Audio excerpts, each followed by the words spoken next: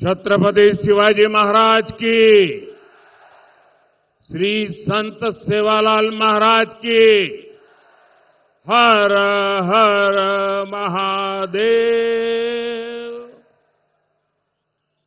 सर्वल्ला राम राम।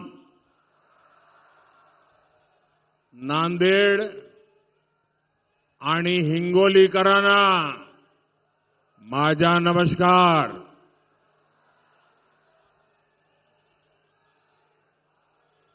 26 एप्रिलची तयारी झाली ना? खरेच मैं सबसे पहले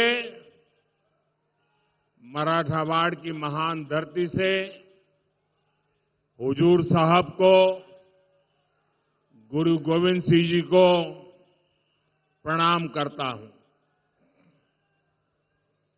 मैं रेणुका माता और दत्त भगवान के चरणों में प्रणाम करता हूं। मैं बाबा साहब आंबेडकर और नानाजी देशमुख, दोनों भारत रत्न जैसे राष्ट्रपुरुषों को नमन करता हूं। साथियों, कल देश में पहले चरण का मतदान संपन्न हुआ है।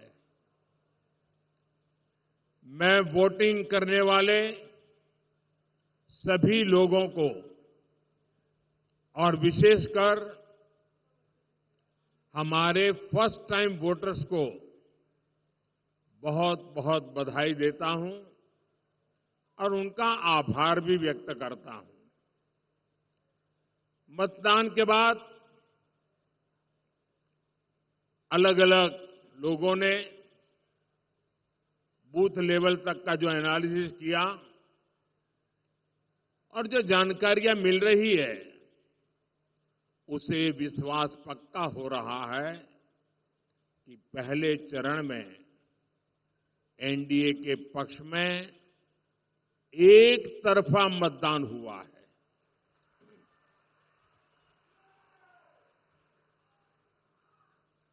लेकिन मैं देशवासियों से आग्रह करूंगा, एनडीए की जीत आप पक्की कर रहे हैं, मैं सर झुकाकर आपका आभार व्यक्त करता हूं।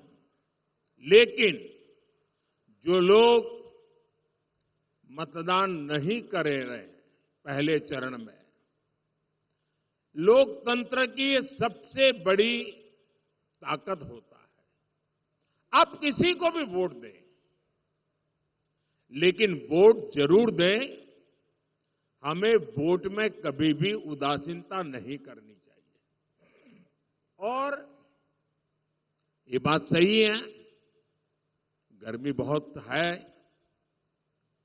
दिक्कतें भी हैं, शादियां भी हैं, कुछ इलाके हैं जहां किसान भी काम में हैं।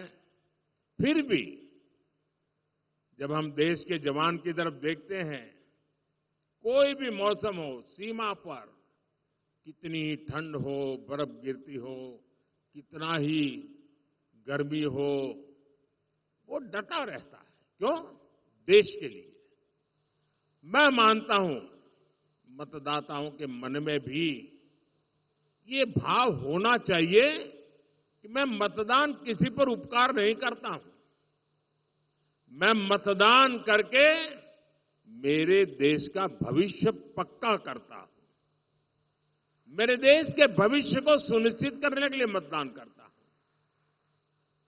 और इसलिए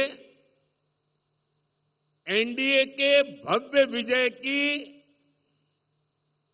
पहले चरण में साफ साफ आपका सहयोग के बावजूद भी लोकतंत्र के लिए मैं फिर आग्रह करूंगा कि भारी मतदान होना चाहिए। और मैं राजनीतिक क्षेत्र के सभी दल के कार्यकर्ताओं को कहूंगा,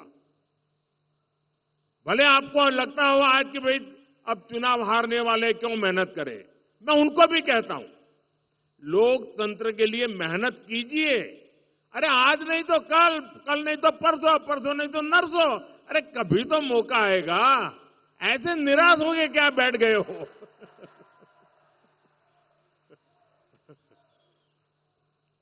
और इसलिए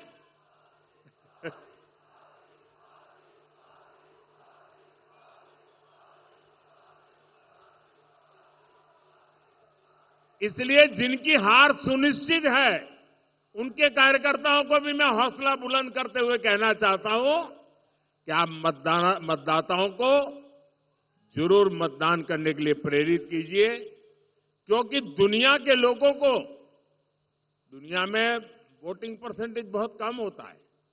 भारत में जब इतना सारा वोटिंग परसेंटेज होता है, उसका विश्व में प्रभाव होता है। भारत की लोकतंत्र की ताकत का एक मजबूत उदाहरण बनता है।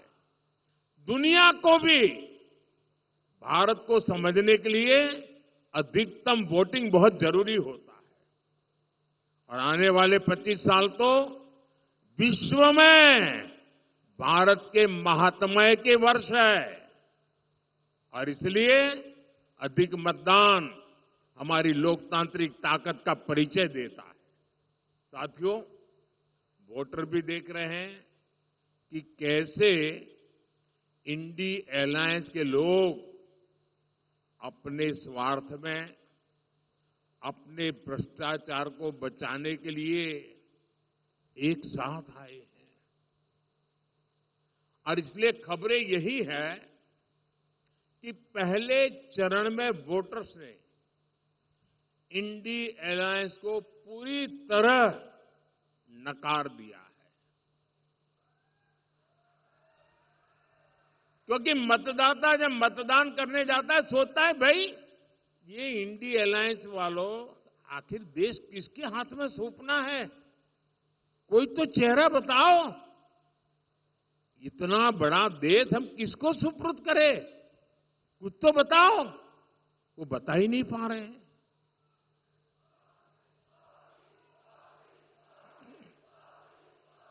ये लोग दावे जो करें, लेकिन सच्चाई यही है कि चुनाव की घोषणा से पहले से ही कांग्रेस के नेता अपनी हार मान चुके हैं। और इसलिए कुछ नेता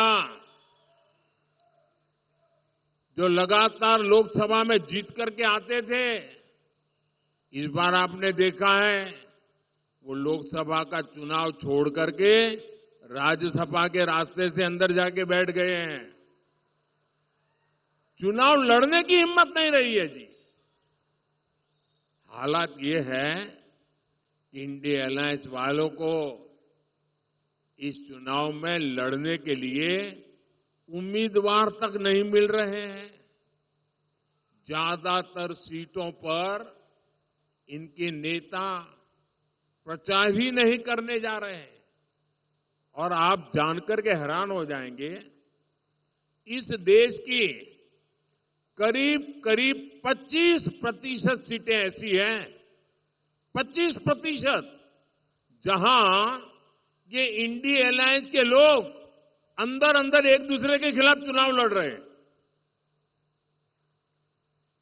अब वो किस प्रकार की बातें करते हैं जी?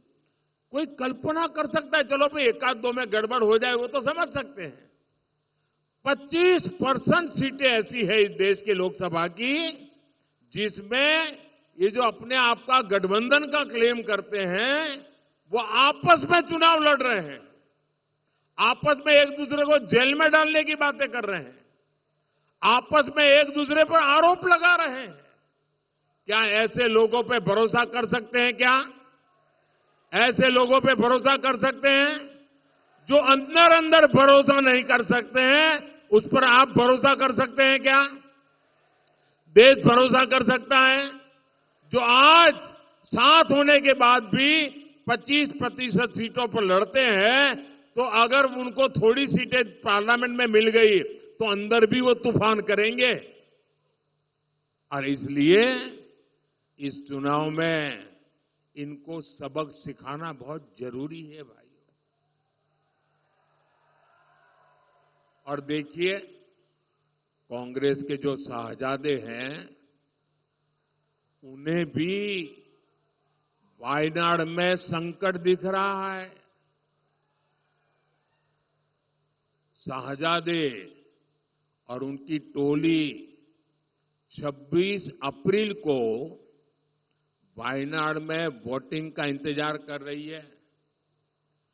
जैसे ही 26 को वायनाड में वोटिंग पूरा हो जाएगा, ये शाहजादे के लिए एक और सुरक्षित सीट घोषित कर देंगे और कहीं और से फिर से लड़ाना पड़ेगा उनको, क्योंकि उनके अलायंस के साथी भी एक दूसरे को गालियां दे रहे हैं। कल आपने उनके एक साथी केरल के मुख्यमंत्री ने जो शाहजादे को सुनाई है, मैं भी कभी ऐसी भाषा नहीं बोलता हूं, ऐसी भाषा बोली है उन्होंने साथी को। ये हाल है उनका। अब जैसे इन्होंने अमेठी से भागना पड़ा, अमेठी छोड़ा, अब मान के चलिए वो वायनाड भी छोड़ेंगे।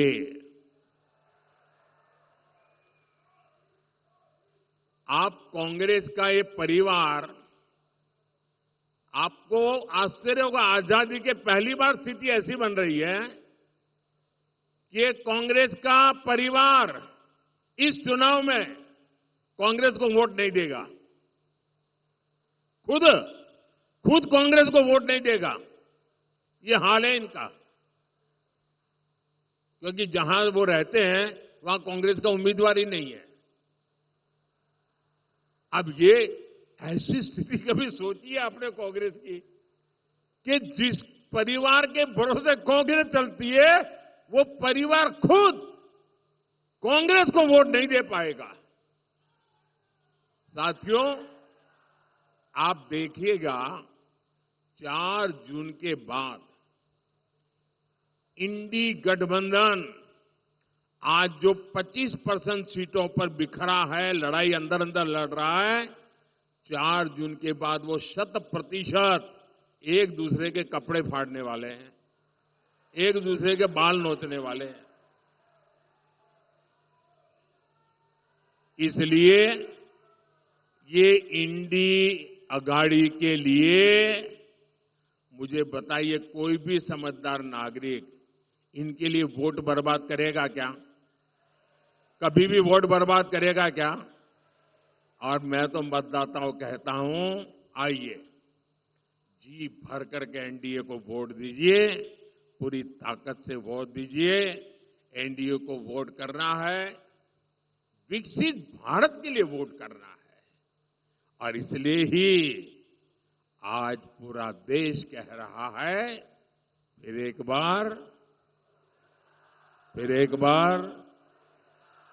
एक बार साथियों, कांग्रेस गरीब, दलित, वंचित, मजदूर, किसान के विकास के सामने हमेशा दीवार बन के खड़ी है। आज भी एनडीए सरकार गरीब के लिए कोई काम करती है तो कांग्रेस उसका मजाक उड़ाती है। आजादी के 6 दशकों बाद पहली बार हमने करोड़ों गरीब महिलाओं को शौचालय देने का अभियान शुरू किया। तब कांग्रेस और इंडिया गाड़ी वाले लोग उसका मजाक उड़ाते थे। मैंने 50 करोड़ से ज्यादा गरीबों के पहली बार बैंक खाते खुलवाए। तब ये लोग कहते थे कि गरीब बैंक खाते को क्या करेगा। हम देश में डिजिटल इंडिया और यूपीआई जैसी टेक्नोलॉजी लेकर आए। तब कांग्रेस सरकार के एक बड़े मंत्री रहे हुए व्यक्ति कहते थे कि डिजिटल लेन देन अनपढ़ गरीबों के बस की बात नहीं है। जिस कांग्रेस पार्टी की सोच ही ऐसी हो, जिसको देश की जनता पर भरोसा ही न हो, उससे आप देश के विकास की उम्मीद कभी कर सकते हैं क्या? उन पर भरोसा कर सकते हैं क्या? ये लोग महाराष्ट्र और मराठवाड़ा की समस्याओं का कभी भी समाधान कर सकते हैं क्या? आपकी समस्याओं का समाधान कर सकते हैं क्या? साथियों, कांग्रेस ने दशकों तक महाराष्ट्र और खासकर विदर्भ और मराठवाड़ के विकास का दम घोंटने वाला का काम किया है। इस क्षेत्र में सूखे की स्थिति, पानी का संकट एक दिन में पैदा नहीं हुआ है। कांग्रेस के रवैये के कारण यहां किसान गरीब होते गए, जहां उद्योगों से जुड़ी संभावनाएं सूखती चली गई, मराठवाड़ के लाखों युवाओं को पलायन करना पड़ा। आपको इस स्थिति से निकालने के लिए एनडीए सरकार प्रतिबद्ध है। यहां एकनाथ शिंदे जी, देवेंद्र फडणवीस जी और अजीत पवार जी मिलकर किसानों के हित में काम कर रहे हैं। और अब तो इस क्षेत्र में और खुशी की बात है, अशोक जी भी हमारे साथ आ गए हैं। और मुझे याद है, मैं जब राजनीति में भी नहीं था और कभी मुझे लगता भी नहीं था मैं राजनीति में जाऊंगा, उस समय पुट्टपट्टी में साईं बाबा ने मुझे उनके पिताजी से परिचय करवाया। साईं बाबा का मुझ पर बहुत प्रेम रहता था और मैं उनके पिताजी के साथ लंबे वहां समय था तो काफी देर बैठा। इतने उच्च पदों पर रहने के बावजूद भी राजनीतिक जीवन में इतना लंबा सफल कैरियर रहने के बाद मैंने उनकी जो नम्रता, मैं तो बहुत छोटी आयु का था, सामान्य, मेरे राजनीति से कोई लेना देना नहीं था, लेकिन जिस प्रकार से प्यार से उनसे बातें करने का सौभाग्य मुझे मिला, वो मैं कभी भी भूल नहीं सकता हूं। मैं हमेशा उनके व्यवहार में से आज भी कुछ न कुछ सीखने की कोशिश करता हूं और उनका पूरा परिवार आज हमारे साथ है। हम नांदेड़ के 80% से ज्यादा घरों में नल से जल आने लगा है। सिंचाई की समस्या के समाधान के लिए अपर पैन गंगा प्रोजेक्ट पर काम चल रहा है। यहां के किसानों को इसका बड़ा लाभ मिलेगा। हमारी सरकार ने फसल बीमा योजना के तहत किसानों को प्रीमियम से 5 गुना ज्यादा क्लेम दिलवाया है। किसान सम्मान निधि के तहत अकेले नांदेड़ के किसानों को ही 1300 करोड़ रुपए से ज्यादा मिले हैं। इस क्षेत्र में तो ज्वार, बाजरा बहुत होता है। हमारी सरकार ने इस मोटे अनाज को पूरे देश में एक पहचान दी है। उसके लिए पहचान दी है श्री अन्न। चाहे ज्वार हो, बाजरा हो, वो श्री अन्न का के साथ पहचाने जाए। और जब से ये काम शुरू किया है, दुनिया भर में लोगों का ध्यान हमारे श्री अन्न पर गया है, सुपर फूड के रूप में गया है और न्यूट्रिशन की दृष्टि से बहुत बड़ा ताकतवर संदेश गया है।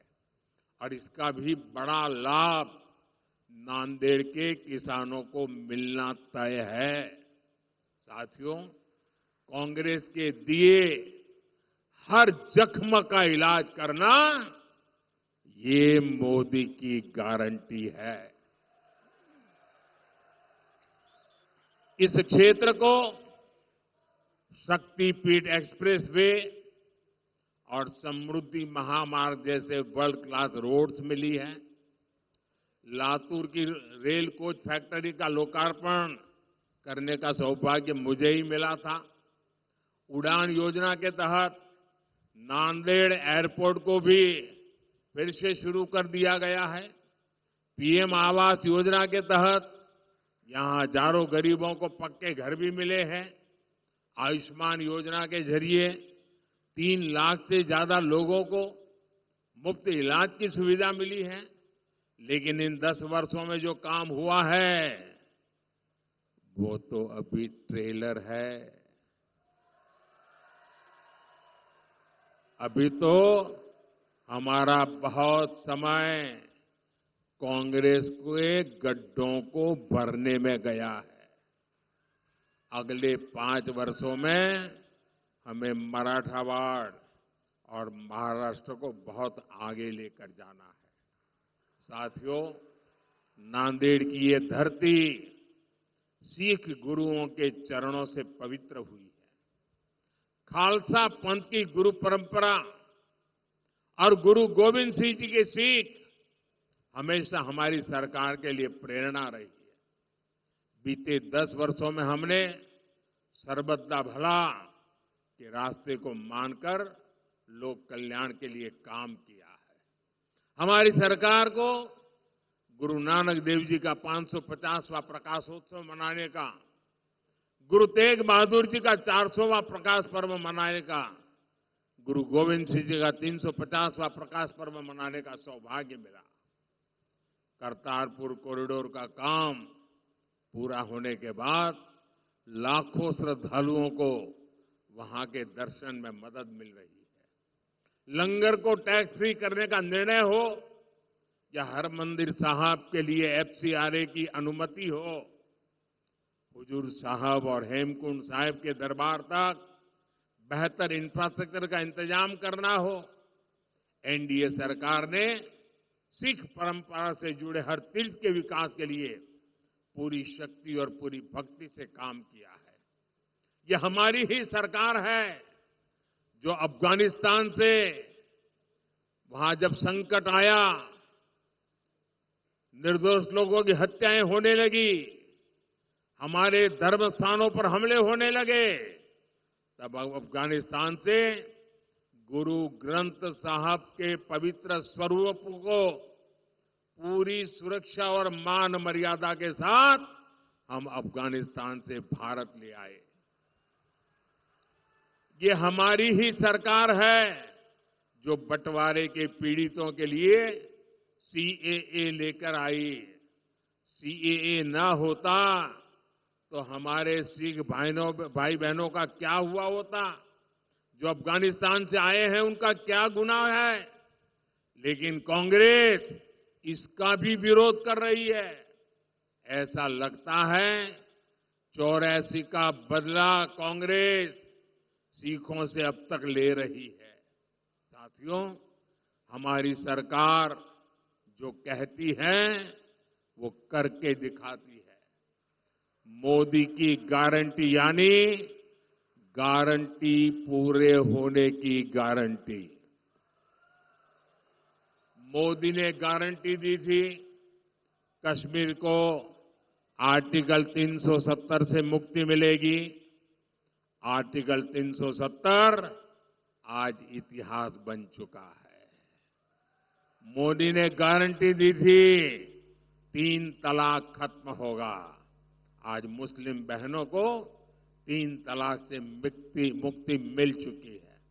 मोदी ने गारंटी दी थी देश की अर्थव्यवस्था को गड्ढे से निकालेंगे। आज भारत दुनिया की 5वीं सबसे बड़ी अर्थव्यवस्था है। अब मोदी की गारंटी है भारत दुनिया की 3री सबसे बड़ी अर्थव्यवस्था बनेगा। और आप सब देख रहे हैं आज अयोध्या में रामलला का भव्य मंदिर बनकर तैयार है। लेकिन ये इंडी अघाड़ी वाले क्या कर रहे हैं?